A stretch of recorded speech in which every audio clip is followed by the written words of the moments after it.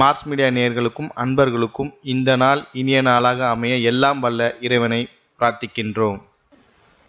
இந்த சேனல் உங்களுக்கு பிடிச்சிருந்தா மறக்காம சப்ஸ்கிரைப் பண்ணுங்க, ஷேர் பண்ணுங்க, லைக் பண்ணுங்க, கமெண்ட் பண்ணுங்க.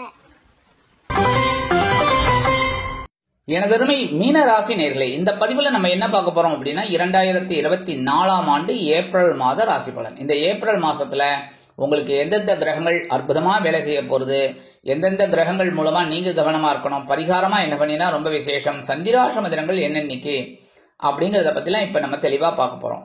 முதல் படியா மாத ஆரம்பத்துல தனவாக்கு குடும்பஸ்தானத்துல ராசிநாதனும் ஜீவனாதிபதியுமான குரு பகவான் இருக்கார். அற்புதம் அற்புதம் அற்புதம். 2ஆம் இடத்துல குரு இருக்கிறது ரொம்ப விசேஷம். 2, 5, 7, 9, 11 இதெல்லாம் இருந்தா ரொம்ப விசேஷம். இந்த குரு பகவான் ஆல்மோஸ்ட் இந்த மாசம் ஃபுல்லா தான் இருப்பார். அதுக்கப்புறம் ராசி மாறிடுறார். கட்சி மாறல, ராசி மாறுறார். சரியா? அந்த வகையில இந்த 2ஆம் இடத்துல ராசிநாதன் இருக்கிறது ரொம்ப விசேஷமான பலன்களை உங்களுக்கு கொடுக்கும். தனவரவு தாராளமா கிடைக்கும். நீங்க எந்த அளவுக்கு உழைக்கிறளோ நிறையவே கிடைக்கும். அதேமாதிரி கொடுத்த வாக்குறுதிகள் எல்லாம் காப்பாற்றி மகிழ்வீங்க. குடும்பத்துக்கு தேவையான ஒரு சில முக்கிய முன்னேற்பாடுகள் எல்லாம் செஞ்சுப்பீங்க. அந்த வகையில உத்தியோகத்துல இருக்கிறவாளுக்கும் முன்னேற்றம் கூடும், தொழில் வியாபாரத்துல இருக்கிறவாளுக்கும் கண்டிப்பா ஒரு முன்னேற்றம் கிடைக்கும். இருந்தாலும் குருவோட பார்வை பலன்னு பார்த்தீங்கன்னா சூப்பர். ஒரு பார்வை 5ஆம் பார்வையா அவங்களோட பகிர்வுணர் ரோகஸ்தானமாக 6ஆம் இடத்தை பார்க்கறது ரொம்ப விசேஷம். உத்தியோகத்துல முன்னேற்றம் இருக்கோ இல்லையோ கண்டிப்பா ஒரு தைரியம் இருக்கும். இந்த வேலையை முடிக்கணும்னு அதை முடிச்சிங்கனாலே உத்தியோகம் உயர்வு கண்டிப்பா கிடைக்கும். அதே மாதிரி நண்பர்கள் ஆதரவாக இருப்பார்கள். கொடுத்த கடன்கள் வசூலாகும். கொடுக்கல் வாங்கலில் எதிர்பாராத சில நன்மைகள் கண்டிப்பாக கிடைக்கும். உடல் ஆரோக்கியம் ஓரளவுக்கு சிறப்பாக இருக்கும். அடுத்தபடியா 7ஆம் பார்வை உங்களோட அஷ்டமராசியை பார்க்கறதுனால உடல் ஆரோக்கியம் சிறப்பா இருக்கும். வம்பு வழக்குகள் குறையும். அடுத்தபடியா 9ஆம் பார்வை உங்க ஜீவனஸ்தானத்தை பார்க்கறதுனால ரொம்ப அற்புதம். உத்தியோகத்துல இருக்கிறவாளுக்கும் தொழில் வியாபாரத்துல இருக்கிறவாளுக்கும் கண்டிப்பா ஒரு முன்னேற்றம் கண்டிப்பா கிடைக்கும். அடுத்தபடியா களத்திர ஸ்தானத்துல கேது பகவான் 7ஆம் இடத்துல மனசுல ஆன்மீக சிந்தனைகளை கொண்டு வந்தீங்கனாலே ரொம்ப சந்தோஷம். அன்லஸ் அதர்வைஸ் கொஞ்சம் பிரச்சனைகளை சந்திக்க நேரிடலாம். அப்படிங்கறதுனால ஆன்மீக விஷயங்கள்ல நாட்டம் கொண்டுக்கங்க. சில பேருக்கு பாத்தீங்கன்னா புனித தல யாத்திரை சென்றாலே ஒரு நல்லது நடக்கும். இல்ல குலதெய்வ பிரார்த்தனைகளை நிகழ்த்திடுங்க. அதுவே உங்களுக்கு பெரிய பிளஸ் பாயிண்ட். நண்பர்கள் விஷயத்தில் கொஞ்சம் கவனமா இருக்கிறது நல்லதுங்க. அதே மாதிரி வாழ்க்கை துணையோட உடல் ஆரோக்கியத்திலையும் கொஞ்சம் அக்கறை எடுத்துக்கோங்க.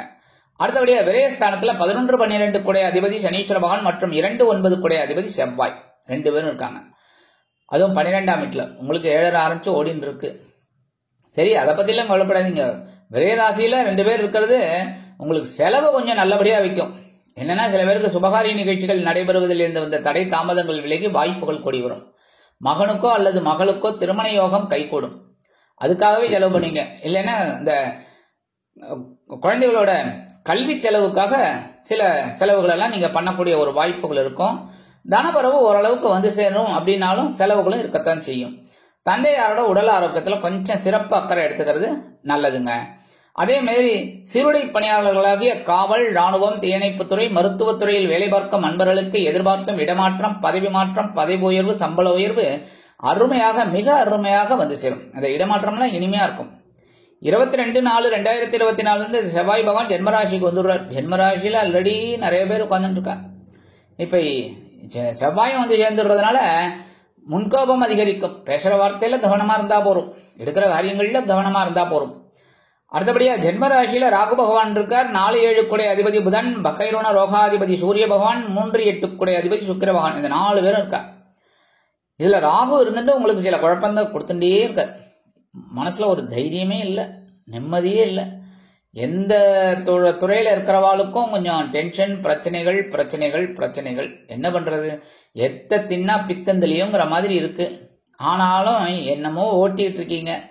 அடுத்தபடியா ஜென்மராசியில புதன் இருக்கிறது ரொம்ப விசேஷம். உறவினர்கள் ஆதரவாக இருப்பார்கள், நண்பர்கள் ஆதரவாக இருப்பார்கள், வாழ்க்கை துணை ஆதரவாக இருப்பார்கள். அதுவே பெரிய பிளஸ் பாயிண்ட். கல்வி பயிலும் மாணவ மாணவிகளுக்கு கல்வியில் அற்புதமான ஒரு முன்னேற்றம் கண்டிப்பாக கிடைக்கும். அதிக மதிப்பெண்கள் பெறுவதற்குண்டான வாய்ப்புகள் கூடி வரும். அடுத்தபடியா பகைரோன ரோகாதிபதி சூரிய பகவான் இருக்கிறதுனால கோபம் அதிகமா தான் இருக்கும். ஏன்னா ராகுவும் சேர்ந்து இருக்கிறதுனால பிரச்சனைகள் இருந்துட்டே தான் இருக்கும். ஒரு குழப்பம் ஒரு குழப்பம் ஒரு குழப்பம். இது மீறினா அது அடுத்தது அப்படி. ஆனாலும் கவனமா இருந்தேன்னா ரொம்ப நல்லது. உடல் ஆரோக்கியத்துல கவனமா இருக்கணும். பேசுற வார்த்தையில கவனமா இருக்கணும். கொடுக்கல் வாங்கல்ல இருக்கிறவெல்லாம் ரொம்ப கவனமா இருக்கணும்.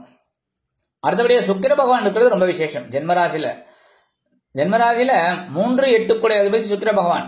உடன்பிறப்புகள் ஆதரவா இருப்பார். உடல் ஆரோக்கியம் சிறப்பா இருக்கும். அரசாங்கத் துறையில் வேலை பார்க்கும் நண்பர்களுக்கு அற்புதமான ஒரு நேரம். எதிர்பார்க்கும் இடமாற்றம் கண்டிப்பா கிடைக்கும். அதே மாதிரி சமூக அந்தஸ்துல இருக்கிறவாளுக்கெல்லாம் ஒரு உயர்வுகள் ஆட்டோமேட்டிக்கா கிடைக்கும். பெரிய அளவில் பேசப்படுவீர்கள். 14/4/2024 இருந்து சூரிய பகவான் தனவாக்கு குடும்பஸ்தானத்துல வந்து உச்சம் அடைஞ்சுடுறார். அற்புதமான ஒரு முன்னேற்றம் கண்டிப்பா கிடைக்கும். ஏன்னா உங்க ராசிநாதன் குரு பகவான் அங்க இருக்காருங்கிறதுனால 30ஆம் தேதி வரைக்கும் அற்புதமான ஒரு நேரம். அற்புதம் அற்புதம் அற்புதம். நீங்க எடுக்கிற காரியங்கள்லாம் டக்கு டக்கு டக்கு டக்குன்னு முடியும். குடும்பத்தில இருந்து வந்த குழப்பங்கள்லாம் குறையும். கணவன் மனைவிக்கிடையே நெருக்கம் அதிகரிக்கும். அதே மாதிரி வெளியூர் அல்லது வெளிநாட்டு பயணங்களுக்கு திட்டமிடுவீர்கள். தனவரவு தாராளமா கிடைக்கும். கொடுத்த வாக்குறுதிகள் எல்லாம் காப்பாற்றிடுவீங்க. அதே குடும்ப உறுப்பினர்களுக்காக சில முக்கிய செலவுகளை கண்டிப்பாக செய்வீர்கள். 25/4/2024 இருந்து இந்த சுக்கிர பகவான் தனவாக்கு குடும்பஸ்தானமாகி 2ஆம் இடத்துக்கு வந்துடுறார். தனவரவு தாராளமா கிடைக்கும். தனவரவு எப்படி தாராளமா கிடைக்கும்? நீங்க எந்த அளவுக்கு உழைக்கிறீங்களோ அந்த அளவுக்கு கிடைக்கும். உட்கார்ந்தபடி இருந்துட்டா தனவரவு வருமா? சாமி சொல்லிட்டாரு அப்படின்னா அதெல்லாம் வருமா? குருஜி சொன்னாலும் சரி, யார் சொன்னாலும் வராது. நம்ம உழைச்சாதான் நமக்கு காசு கண்டிப்பா. அதனால கண்டிப்பா நல்லபடியா உழைங்கோ, அதுக்கு உண்டான ஒரு உயர்வுகள் உங்களுக்கு கிடைக்கும். அதுக்கப்புறம் பாத்தீங்கன்னா விலை உயர்ந்த பொருள்லாம் வாங்கக்கூடிய ஒரு வாய்ப்புகளும் உங்களுக்கு கண்டிப்பாக அமையும். இந்த மாதம் சந்திராஷ்டம தினங்கள் அப்படின்னு பார்த்தீங்கன்னா 23/4/2024, 24/4/2024, 25/4/2024 மாலை வரை இருக்கு.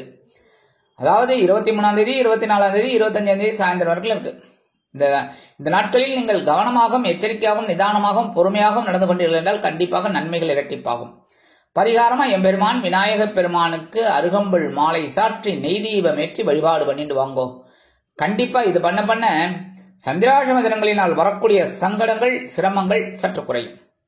சரி, பரிகாரமா என்ன பண்ணினா ரொம்ப விசேஷம் இந்த மாசம் அப்படின்னு பார்த்தீங்கன்னா இந்த ஏப்ரல் மாசத்துல நீங்க பண்ண வேண்டியது என்ன அப்படின்னா கண்டிப்பா புற்றுக்கோயில் போயிட்டு வர்றது ரொம்ப நல்லது. ராகு கேது பிரீத்தி. ஏன்னா ராகு உங்க ஜென்மராசிலேயே இருக்கார்.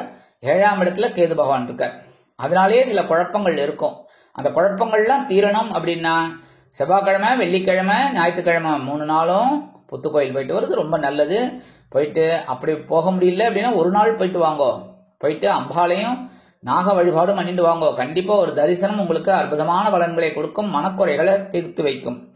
அடுத்தபடியா நவகிரகங்களில் உள்ள சனீஸ்வர பகவானை சனிக்கிழமைகளில் எல் தீபமேற்றி வழிபாடு பண்ணிட்டு வாங்கோ. முடிஞ்சா ஒரு அர்ச்சனை பண்ணுங்க உங்க பேருக்கு. இதெல்லாம் ஒரு விசேஷமான பலன்களை உங்களுக்கு கொடுக்கும். மனசுல இருக்கிற குறைகள் தீரும். உடல் ஆரோக்கியம் சிறப்பாக இருக்கும். உத்தியோகத்தில் முன்னேற்றம் கூடும். தொழில் வியாபாரம் நல்லபடியா இருக்கும். முதல்ல குடும்பத்தில் இருக்கிற குழப்பங்கள்லாம் குறையும். ஆக இந்த சிறு பரிகாரங்களின் மூலம் 2024ஆம் ஆண்டு ஏப்ரல் மாதம் இந்த மீனராசிக்காரர்களுக்கு எதிர்பாராத ஒரு நல்ல திருப்பம் ஏற்படும் மாதமாக அமையும் என்று கூறி விடைபெறுகிறேன். நன்றி, வணக்கம். மீண்டும் ஒரு அருமையான பதிவில் நான் உங்களை மனமகிழ்ச்சியோடு சந்திக்கிறேன். வாழ்த்துக்கள். வாழ்க வளமுடன். இந்த சேனல் உங்களுக்கு பிடிச்சிருந்தா மறக்காம சப்ஸ்கிரைப் பண்ணுங்க, லைக் பண்ணுங்க, ஷேர் பண்ணுங்க.